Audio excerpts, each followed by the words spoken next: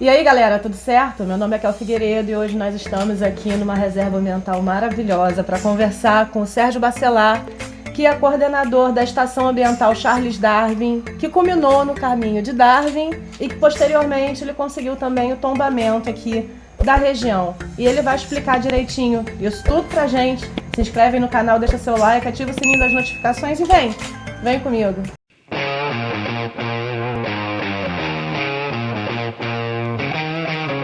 Então, Sérgio, falei direitinho, não falei direitinho, tá tudo certo? Me conta. Isso, basicamente esse resumo aí condiz com o que aconteceu.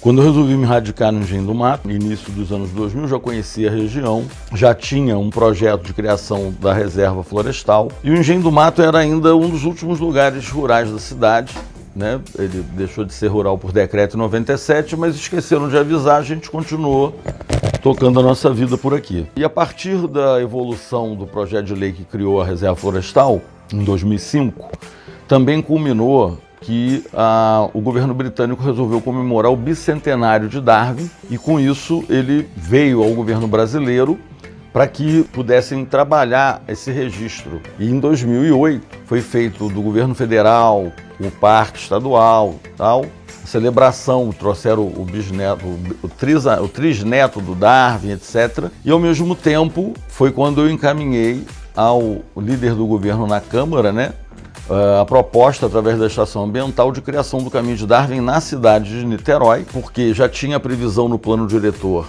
de criar uma área de especial interesse turístico exatamente nessa região. O propósito da lei foi tirar do papel aquilo que já tinha sido indicado no plano diretor, o que aconteceu em 2010 e, posteriormente, uma vez criado o polo, para aumentar, digamos assim, essa proteção do entorno da reserva, eu fiz a proposta de tombamento do polo turístico e foi feito um tombamento imaterial com base na cultura, na história, também do ponto de vista ambiental e geológico, porque temos um caminho geológico que também perpassa o caminho de Darwin.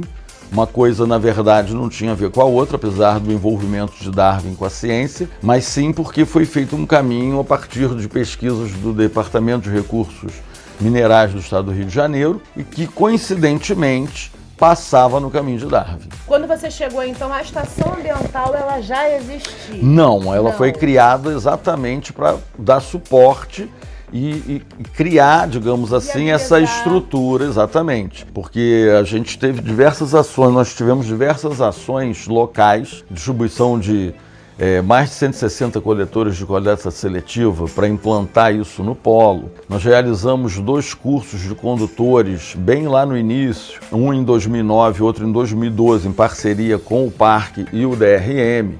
Em 2013, houve uma mudança de governo na cidade. A gente já estava buscando justamente atrair a atenção para uma urbanização diferenciada, baseada no plano, no tombamento, inclusive com a questão de ciclovias e etc.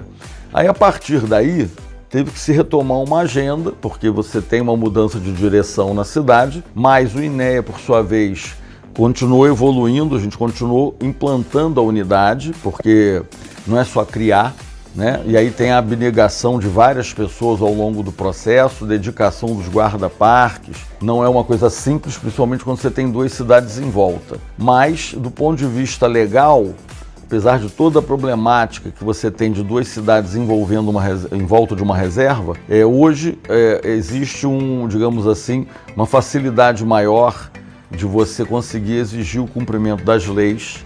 E, obviamente, a eterna vigilância, não tem o que fazer. Com certeza. Mas, adaptações. Isso, mas ao longo do tempo, o que foi bem interessante é que, não só por ter leis, porque às vezes você faz a lei, mas a coisa não acontece, sim, a gente conseguiu foi transformar o olhar da cidade sobre o lugar. E, ao mesmo tempo, o INEA, que tinha uma visão somente para a reserva, também perceber que existe um entorno, que esse entorno, querendo ou não, vai interagir, independente de a gente dar atenção a ele.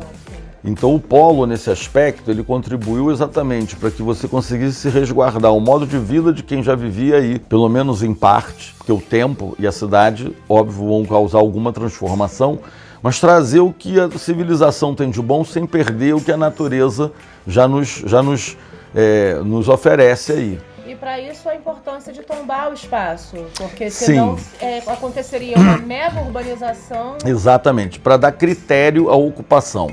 Como aqui, na verdade, pertence a uma região que só voltou para Niterói em 1944, você percebe que a região oceânica como um todo, ela só entrou na agenda da cidade agora, mais recente. Né? Só para contextualizar, desculpa te interromper, quando a gente fala de duas cidades, a gente está falando de Niterói, que foi por onde nós viemos até aqui, e aqui nós já estamos em Maricá. Exatamente. E quando a gente fala que a região oceânica voltou para a cidade, é porque até um tempo atrás, a região oceânica, que engloba as praias de Mar Aberto e Niterói, até um certo tempo atrás ela pertencia a outra cidade vizinha, que é São Gonçalo. Então, só um parênteses para a galera que é de fora e não sabe, para a gente conseguir contextualizar. Exatamente. Isso culmina também com a própria história da Serra. Independente de ser uma reserva florestal, a Serra da Tiririca sempre teve uma importância na região, por vários fatores, né? Principalmente porque esse caminho, hoje conhecido como Caminho de Darwin, na verdade passavam outras figuras por aqui, como Araribóia, Enid, Niuíde, os tropeiros que atravessavam a mercadoria das fazendas para os grandes centros, que na época ainda não eram grandes centros, mas onde você tinha um acúmulo de população para consumir. Uma outra questão interessante é que havia uma cultura local muito forte, que valia para os dois lados da reserva, que mesmo com o crescimento urbano, não se perdeu. E isso é que foi feito um trabalho de tentar resgatar, seja agora com a revitalização do parque rural, seja com a questão do tombamento inibindo verticalização, para que você não perca a beleza cênica e ao mesmo tempo você limite o adensamento, porque se você tem uma reserva florestal, você não pode ocupar como um espaço urbano central da cidade. E sim ter um critério que condiga também com as leis das unidades de conservação, que vão ter um impacto no seu ao redor, né, justamente criando critérios para que o impacto seja o menor possível. Hoje nós estamos pegando o caminho que vai de Niterói até Maricá. Mas o Caminho de Darwin em si, ele engloba, são 5 cidades? Não, na verdade, na época que Darwin esteve aqui, a configuração das cidades era diferente. Sim. Então, o estudo que foi feito inicialmente pelo Ministério da Ciência e Tecnologia, através do UFRJ, da RM, em parceria, ele buscou retratar o caminho da época, atrás de vestígios, enfim, como tem o Diário de Darwin, que ele relata a passagem dele. Então, você tem certeza que ele passou pela serra. Teve na fazenda Itaucaia, como teve numa fazenda em Araruama, como teve numa fazenda em Cabo Frio, que inclusive também foi tombada. O que ocorre é que depois surgiram as cidades. Hoje a gente pode dizer que chega a 14 cidades, porque eu apresentei as leis aqui para Niterói, mas na verdade na época a proposta da estação ambiental era um polo turístico regional entre Niterói e Maricá.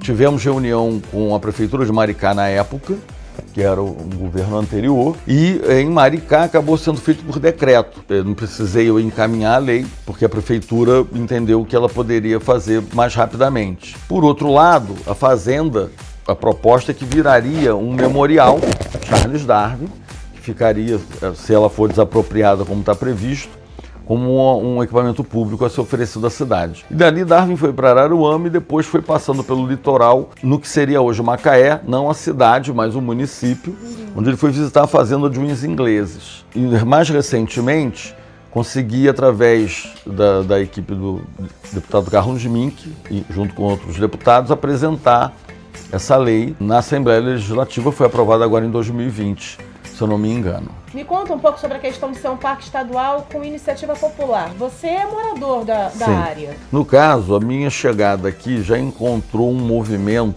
que já havia se unido em prol da criação do parque. Foi apresentado um projeto de lei, se não me engano, em 91, e o projeto de lei levou 20 anos tramitando na Assembleia Legislativa.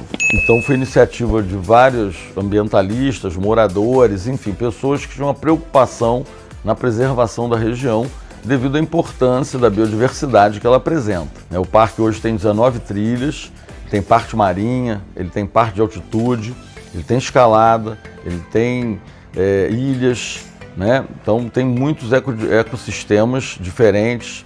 Você tem trilhas para bike, você tem trilha para andar a pé, né? Ele não admite veículo automotor. É um parque de preservação permanente na maior parte da sua abrangência, onde pode ter contato humano, para uso de educação ambiental, de lazer e de pesquisa.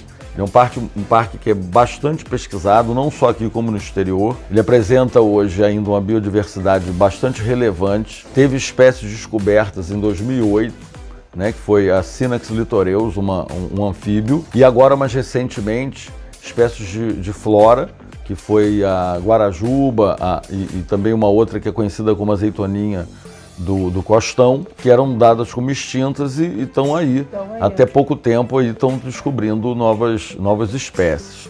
E aqui nós estamos na sede do parque, é isso? Essa é a sede do Caminho Darwin. O parque hoje ele possui pelo menos 3 sedes oficialmente, mais a guarderia lá na Lagoa, ali em Cambuinhas. Aqui então é a sede do Caminho Darwin. Então é isso, galera. Espero que vocês tenham gostado. Semana que vem tem mais. A gente ainda vai falar de muita coisa. Tem muita imagem bacana. Tem a parte histórica, tem a parte ambiental, biológica, científica. Fica com a gente aí. Um beijo. Tchau, tchau.